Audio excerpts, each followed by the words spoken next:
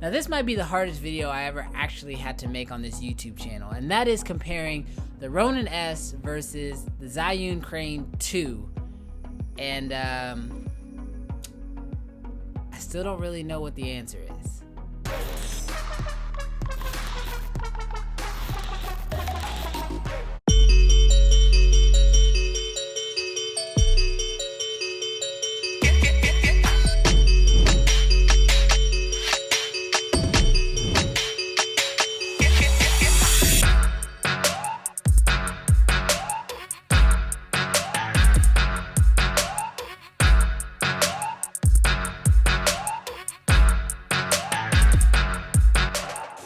What's good, creative fam? Brandon Washington here. And first of all, if you're new to the channel, definitely consider hitting that subscribe button, because if you're into filmmaking gear, tips, and tutorials, well, this is the perfect channel for you. But as you saw in the thumbnail and the title, this video is all about the ZHIYUN Crane 2 versus the Ronin-S. Now, these are probably the two best and honestly most popular gimbals out right now. Now, the main reason why these gimbals are so popular and they're just kind of basically all over the internet right now is because these are two of the most powerful pistol grip gimbals that are currently available. Each of these gimbals have the capacity to hold bigger cameras such as the 1DX Mark II and even the Red camera systems. These cameras are not only popular because of what they can handle, but also what they can do. Each of these gimbals are amazing at what they do, and so in this video we're gonna dissect each of these gimbals. I'm gonna tell you guys a couple of things that I personally think is really great about each of them, what makes them unique to themselves, and ultimately which gimbal is the best one and probably the one you should get. All right, so let's not waste any more time and let's go ahead and jump into my first test, and that is just normal use. Now, each of these gimbals are great. I mean, I can't say anything really too bad about either one of them, but one of the most important things is just how they work. How are you gonna use them on a day-to-day basis? Now, first, let's look at the ZHIYUN Crane 2. Now, I personally have had this gimbal for a couple months now, and it has been working great with my 1DX Mark II. Now, I will say this, out of the box, this gimbal cannot support the 1DX Mark II without a slight modification. However, they did, after I purchased mine, create a little additional piece that you can add on to it. It's only about $20 or so, and I think they actually have it on Amazon now. If they do, I'll have links in the description. But you can attach this to the ZHIYUN Crane 2, and now it'll work perfectly with the 1DX. This is an amazing dream setup, and before the Ronin-S, it was the only setup I ever really used. I never even considered another setup because it worked so great. Switching over to the Ronin-S, it is also a really great setup and honestly easy to use.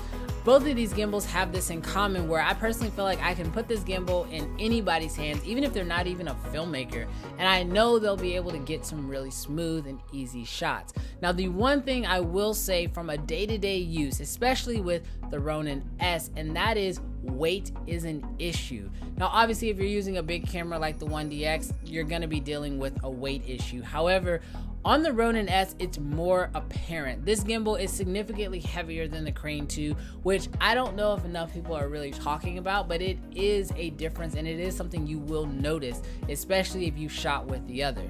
Now, it might be to say that the actual weight actually helps you to keep your shot more stable, and I will say that that is one thing that the Ronin-S has going for it, but just keep in mind that weight is a big issue when using the Ronin-S versus the Crane 2. All right, so now continuing on with the next test, and that is stabilization. Now, with stabilization, they're both great gimbals. I've said this enough throughout the video. However, there is one thing that each of them has going for them, and that's first having to do with the Crane 2. Now, the Crane 2 actually has a really nice LCD screen built directly into it, which allows you to go into a menu setting and actually adjust it based on the camera that you're using. On top of that, you can also change how the motors work based on that camera. So it allows you to switch it from, you know, small or low, medium, and then high sensitivity or weight capacity, so that way it'll work better with your camera. Now, the Ronin-S doesn't have this. However, it has a more intelligent app that really lets you dial in those settings. I found that using the app was actually really easy, and it might be because I've already used it for like the Ronin-M. It is a different app, but it worked pretty much the exact same. And what I found was that being able to dial in your motor settings just the way you wanted to allowed you to get some really good looking shots. Now, yes, this does take more time and more trial and error to figure out what works best for your camera. However, once you do dial in those settings, I found that it works so good, and that, in my opinion, it actually allowed the Ronin-S to be a tad bit more steady than the Crane was. Not by enough to say that should be a game changer for you, but it is something to note. Alright, now where these two things do differ in functionality is with their actual roll mode. So the Crane 2 actually has something called POV, which actually allows it to kind of do this sort of rolling type shot. It's a really unique shot, but however, it doesn't allow you to actually spin the entire gimbal full 360 degrees. And this is where the DJI Ronin-S crushes the Crane. The Ronin-S allows you to fully spin your camera in full 360 degrees, and it does it right on the roll motor, which means you actually only have to hold the gimbal still, and using the little thumb controls actually turn the camera, and this can actually make for some really unique and awesome looking shots. Now, although the Ronin-S wins there, I will say in this next section, when it comes to versatility, the Crane is winning, but for now. See, the Crane 2 has been out obviously a lot longer than the Ronin-S, which means that ZHIYUN has had time to release tons of accessories, things like dual handlebars, the ability to actually pull focus with like cinema lenses. These type of advancements, along with a bunch of other accessories that they have, allows the Crane to have a slight edge on the Ronin-S when it comes to versatility. However, I do believe this is only going to be for a short period of time.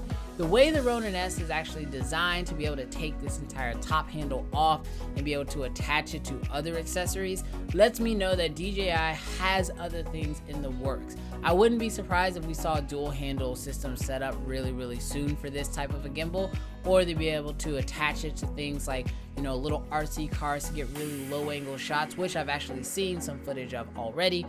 I mean, this is all things that I think DJI will do. So as of now, I will give the slight edge of versatility to the Crane, but as I said, I don't think it'll be the case for very long. So with all this being said, I mean, there's a lot of things that these gimbals have in common. There's a lot of things that these gimbals have separate that are different. So where do I fall as far as which one is the better gimbal and which one should be the one you should consider? Well, I don't really know if I have an answer. I know that may sound like this whole video was clickbait, but listen out. Here's how I think you should decide. If you are someone who is shooting a lot of run and gun type videos, or you are a travel filmmaker, let's say you do vacation videos, or you are a wedding videographer, then I personally think you should go with the Crane 2. The reason why is because of the lightweightness of this thing, because of how easy it is, and something that I didn't even touch on, which is the ZHIYUN Crane actually allows you to control your camera settings directly from the gimbal itself. And in a pinch, especially when shooting a wedding, trying to change your exposure, not having to actually touch your camera can save you and make sure that you get that shot. These are some of the reasons why I personally think the Crane 2 can be a better gimbal for those type of shooters.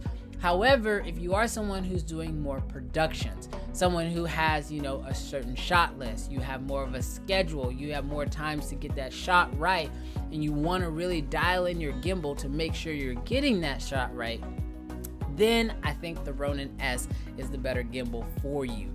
How do I personally think I'm going to deal with having these two gimbals? Well, I think I'm going to use both of them in those ways that I just mentioned. When I'm running around and getting quick shots, maybe at a real estate property, or I'm running around and capturing an event, I will definitely be taking out the Crane 2. However, when I'm doing more production-based work where I have time to actually set up my shots and to get my gimbal exactly the way I want, if I'm covering sports and I want to be able to switch between the different modes as I mentioned in my last video and be able to really dial in that gimbal the exact way I want, or I actually want to be able to get that full infinite 360 roll, then obviously I'm going to be running to my Ronin-S to get those shots. I honestly think both of these gimbals are phenomenal. I think they're great gimbals. I think if you pick either one, you will not be upset. The only thing I will say, and I mean, I know I started the video off with this, and I'm gonna end the video off with this because I do think it is very important, and that is that whichever gimbal you decide to get, you should definitely think about how you're going to use it. Think about the way you'll implement it into your current workflow and then make the gimbal decision based on that. Both gimbals are great. They're both awesome. They can handle the 1DX. They can handle heavy cameras. I think what you'll want to decide is, do you want something that's a little bit lighter, better for more run and gun, or do you want something that's maybe a little bit heavier, but it will allow you to dial in your settings exactly the way you want them to get the shot exactly the way you need it. So there you have it, guys. If you thought this video was helpful, definitely give it a big thumbs up. Also, if you have any questions, leave those comments down below and check out some of these other videos I put out. I'll catch you guys in the next video. Peace.